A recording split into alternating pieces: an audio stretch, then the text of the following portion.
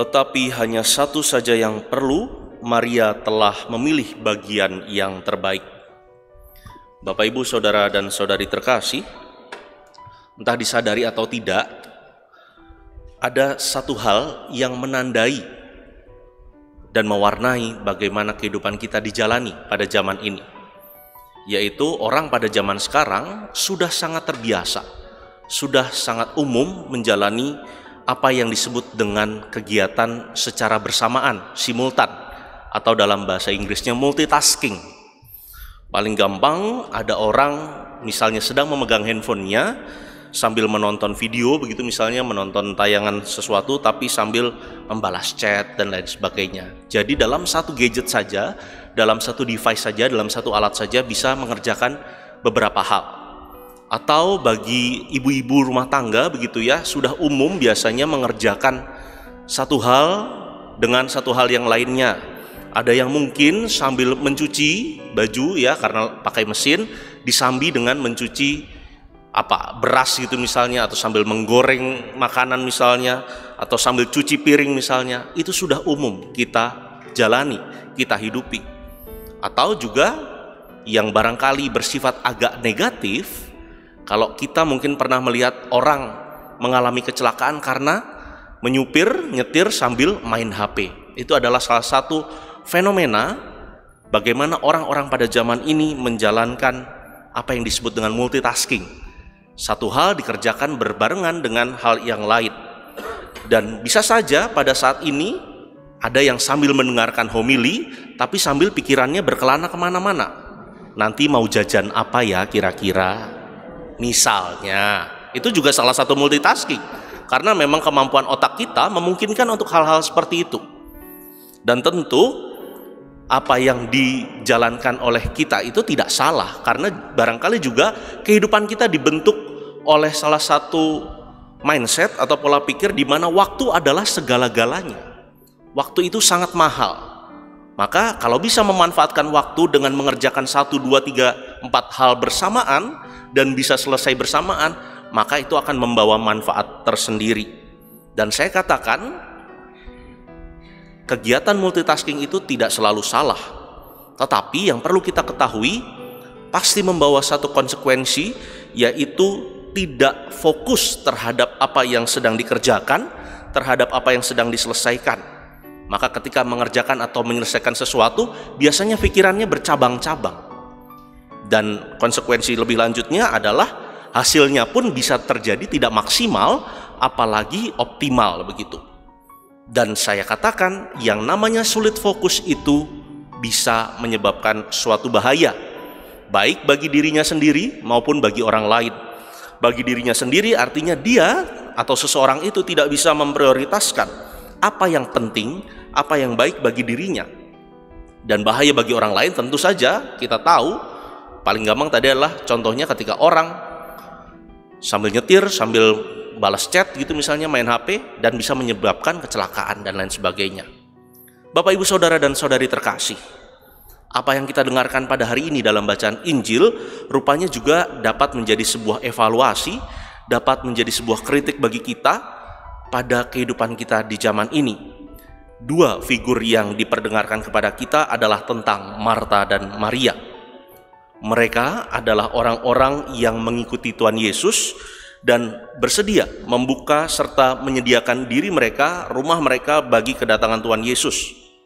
Namun yang menarik, ketika orang bersedia, mampu dan berani membuka diri bagi Tuhan pun, rupa-rupanya perlu punya kebijaksanaan tersendiri.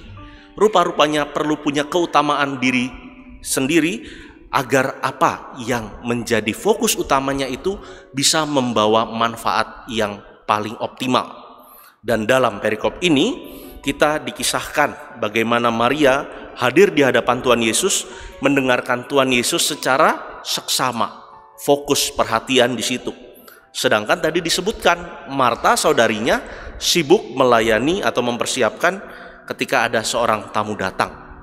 Entah itu menyiapkan makanan barangkali, entah itu sedang cuci piring dan lain sebagainya, memang tidak disebutkan di situ. Tapi yang mau dikontraskan dalam kisah ini, yang satu duduk diam fokus mendengarkan, memberi perhatian secara seksama, yang satu mengerjakan hal yang lainnya.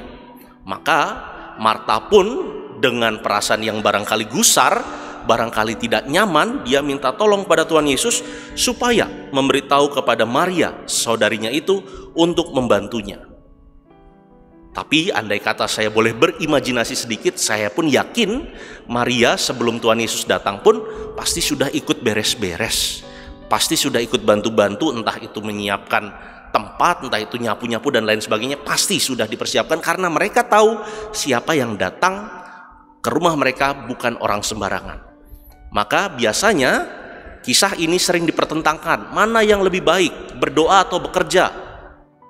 Maka dalam hal ini saya tidak ingin mempertentangkan mana yang lebih baik, Marta atau Maria, mana lebih baik berdoa atau bekerja, karena dua-duanya seharusnya saling melengkapi, dua-duanya harusnya saling menyempurnakan.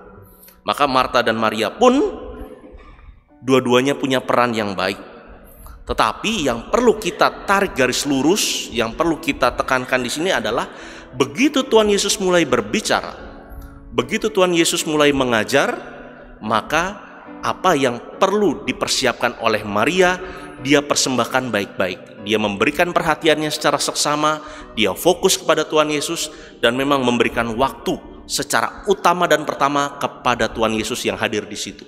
Karena Tuhan Yesus toh hadir, pasti bukan hanya sekedar bertamu, pasti bukan hanya sekedar numpang makan dan minum, tapi ada hal-hal baik yang perlu dibawa Tuhan Yesus kepada mereka semua yang mengikutinya.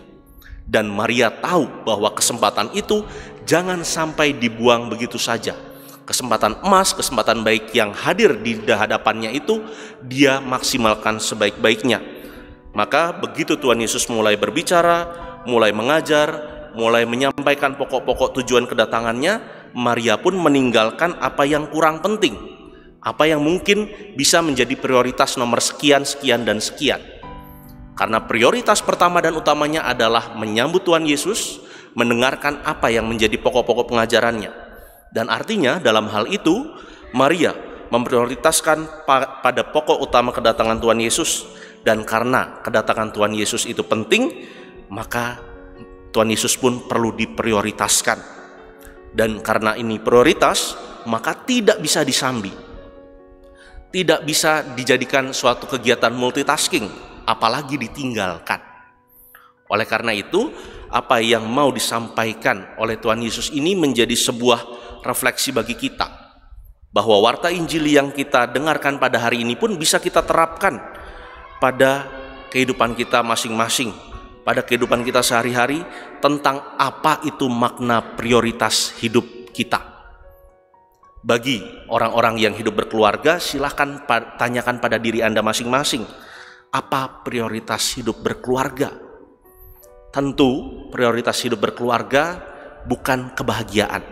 Saya katakan prioritas hidup berkeluarga bukan kebahagiaan, tetapi soal keharmonisan, soal membangun pengertian satu sama lain. Baru yang dihasilkan adalah kebahagiaan. Itu adalah salah satu pokok tujuan perkawinan Katolik. Maka kalau ada yang menikah, saya tanya, untuk apa kalian menikah? Untuk bahagia, Romo. Pikirkan lagi, karena yang namanya menikah belum tentu selalu bahagia terus.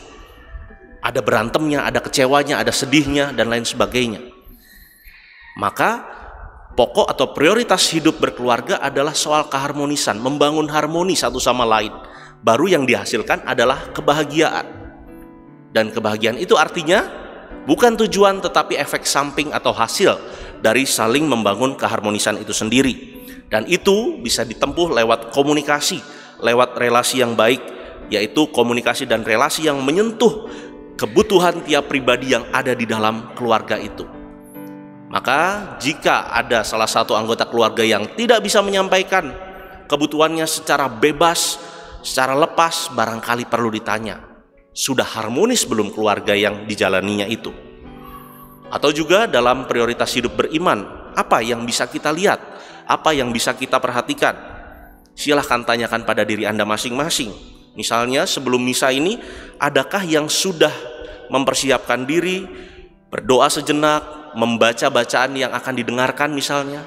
Itu adalah salah satu bagaimana memprioritaskan kehidupan beriman kita. Atau justru malah lebih memprioritaskan hal-hal lain yang sebetulnya bukan tempatnya. Mau misa tetapi malah lebih sibuk baca berita dulu di HP-nya, bukan baca bacaan liturginya untuk hari itu. Mau misa tapi yang dibaca atau yang dilihat HP-nya tapi malah buka YouTube dan nonton video dan lain sebagainya. Barangkali itu adalah salah satu pokok-pokok refleksi kita, pokok-pokok evaluasi kita, apakah kita sudah memprioritaskan hal-hal yang memang sedang dijalani. Bukan artinya hal-hal lain itu tidak penting, tapi kita harus tahu bagaimana menempatkan dan memprioritaskan hal-hal yang memang sedang kita jalani, agar apa yang sedang dijalani itu dapat membawa hasil yang maksimal dan juga optimal. Oleh karena itu, kita juga perlu bertanya, apakah masih ada kebiasaan-kebiasaan dalam kehidupan kita sehari-hari sebelum tidur gitu misalnya, menyisihkan waktu sejenak untuk mengevaluasi diri, untuk berefleksi apa saja yang sudah dijalankan, karena barangkali kita perlu memprioritaskan diri dan hidup kita untuk melihat kembali perjalanan hidup kita. Oleh karena itu, Bapak Ibu dan saudara-saudari terkasih, berbicara tentang prioritas ini, biasanya seseorang akan senang, akan bahagia, akan merasa istimewa dan spesial jika diprioritaskan, karena memang dianggap penting dan bermakna.